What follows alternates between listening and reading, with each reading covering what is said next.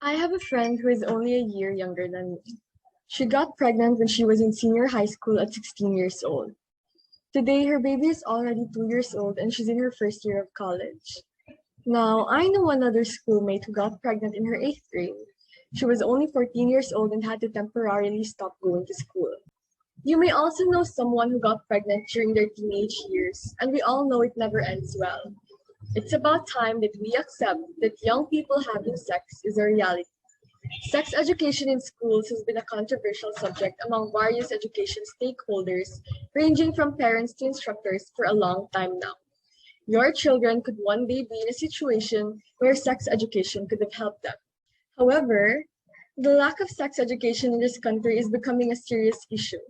The Guttmacher Institute, which undertakes research to advance sexual and reproductive health around the world, reported in February 2013 that by the age of 19, 7 out of 10 teenagers have had sexual intercourse. The high rate of teenage pregnancy results to numerous negative impacts. Hi, my name is Christine Andres Libuna, a second-level student nurse from Central Philippine University. I am here today to stress the importance of the effective implementation of comprehensive sex education in high schools. First, we'll look into the issue of a lack of sex education and then go over what's causing this. Finally, we'll look at some ways to improve the system of sexual education. Now, before we proceed, let's define sex education. The general purpose of sex education is to inform the youth on topics including sex, sexuality, and bodily development. Quality sex education can lead to better prevention in STDs and unwanted pregnancy. Furthermore, it decreases the risks of having unsafe sex and increases responsible family planning. To help address issues like overpopulation, high rates of teenage pregnancy, and the rise of HIV. Let's begin with identifying the problem. Sex education may be an awkward subject to speak about, but it's important to discuss. One of the most important concerns confronting today's Filipino youth is early pregnancy. This brings a number of negative impacts to the table. We have two main points. First is that early childbearing may result in poor health outcomes and may be a threat to the country's economic growth. This is evidenced by the percentage of young women who have started childbearing, which is lower in urban regions than in rural ones, according to the Philippine Statistic Authority's National Demographic and Health Surveys in 2017. Young women with only a primary education and those from the poorest households are more likely to have started childbearing than young women with greater levels of education and those from the wealthiest families. With this being said, we can conclude that those who have had a higher education are less likely to get pregnant early on. And this creates a cycle wherein the poor gets pregnant at an early time and becomes more poor due to the circumstances. Now, our second supporting material is that teenage pregnancy can happen to any women, and pregnant teenagers are less likely to complete higher education and have a lower ability to earn more money throughout their lives, resulting in economic losses for the country. Poverty is also strongly linked to a lack of awareness about reproductive health, particularly when it comes to overpopulation. Let's proceed to our second point. Pregnancy during adolescence is also linked to an increased risk of health issues such as preeclampsia, anemia, developing STDs, infant mortality, early birth, postpartum hemorrhage, and poor mental health outcomes. We have two supporting materials. First is that teenage moms are more likely to endure violence and depression, which can raise their risk of developing mental illnesses. Because some teenage pregnancies are either unexpected or undesirable, their bodies may compete for nourishment with developing fetuses being carried, and they may not be psychologically prepared to nurse babies after delivery. Second, with inadequate complementary feeding and breastfeeding, frequent infections, and inadequate food, health, and care, the low birth weight baby will grow into a stunted child, a stunted teenager, and finally to a malnourished pregnant woman, who in turn has another low birth weight baby, and the cycle continues through generations. Now that we know how lack of sex education is affecting teenagers, let's discover the source of this prevailing problem. The cause is the slow implementation of sex education and accessibility to contraceptives. The Philippines is making slow progress in embracing sex education. For one thing, the Department of Education is considering creating a separate sex education subject rather than merging it with other subjects. This enables schools to hire instructors who are experts in this sector rather than relying on other educators to modify the curriculum. Another milestone is that Secretary Leonor Briones' rebuke of schools that expel pregnant students. Kicking out girls who get pregnant only adds to the stigma around premarital sex, which is something sex education aims to correct.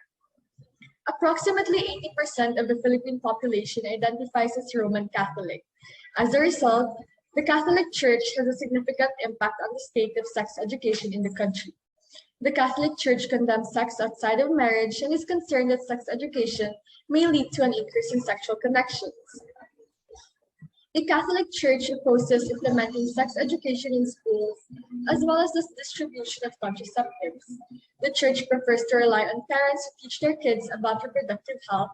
However, many families are either unequipped to do so or will not address the subject directly with their children. Finally, parents find it awkward to talk to their children about sex, yet opposes sex education in schools in fear of their children becoming more confident in engaging in these sexual activities. Now that we have grasped the causes, it's time to discuss the solutions to the damaging effects of the lack of sexual education here in the Philippines. There are several ways to solve the problem of deficient sex education. First and foremost, we must increase parental confidence and support in discussing sex education in schools to their children. First, adolescent development theory suggests that while parents are and should be the primary socializing agents for most children, they may not be the best sources of specialized factual information and social skills training. Research on parental influences on adolescent sexuality reveals that while parents have a significant impact on their children, they rarely supply the knowledge that schools or health programs do. Next is that many teenagers find it difficult to discuss sex with their parents, and the majority of parents, particularly men, are hesitant to do so. Second solution is that as a result of adolescents and parents not being comfortable to talk to each other and knowledgeable about sex education, the parents should gather to express full support and urge school administrations to implement sex education in schools. Parents should get involved with the Board of Education for their child's school district and raise their concerns. For our last solution, we must urge the Department of Education to focus more on how to quickly implement this. After a 14-year wait, the Philippines passed the Responsible Parenthood and Reproductive Health Act of 2012, and the statute mandated that the sex education be included in the public school curriculum for pupils aged 10 to 19. However, up to this day, the implementation has been gradual. For our last solution, we must urge the Department of Education to focus more on how to quickly implement this. After a 14-year wait, the Philippines passed the Responsible Parenthood and Reproductive Health Act of 2012, and the statute mandated that the sex education be included in the public school curriculum for pupils aged 10 to 19. However, up to this day, the implementation has been gradual. Sex is a difficult topic to tackle, but it's one that must be addressed. As a teenager, my knowledge of sex education was limited to what my peers and the media showed me. Today's teenagers are entitled to more knowledge. Teenage pregnancy was declared an urgent national priority as the rate kept rising each year, and one of the major steps to combat this is through sex education. Today, we have tackled the negative impacts of lack of sex education in the country. We then explored the problem behind lack of sex education for teens and what causes these problems. Lastly, we came up with solutions to providing better sex education to the teens in the Philippines. Today, we have tackled the negative impacts of lack of sex education in the country. We then explored the problem behind lack of sex education for teens and what causes these problems. Lastly, we came up with solutions to providing better sex education to the teens in the Philippines. So, I urge you to get informed and become aware. Implement mandatory sex education in high schools. The knowledge of today's youth on sex education is vital for their future, for the future of the economy, and for the future of the next generations. Once again, I am Christine Andres P. Libuna, a second-year student nurse from Central Philippine University, and thank you so much for listening to my presentation.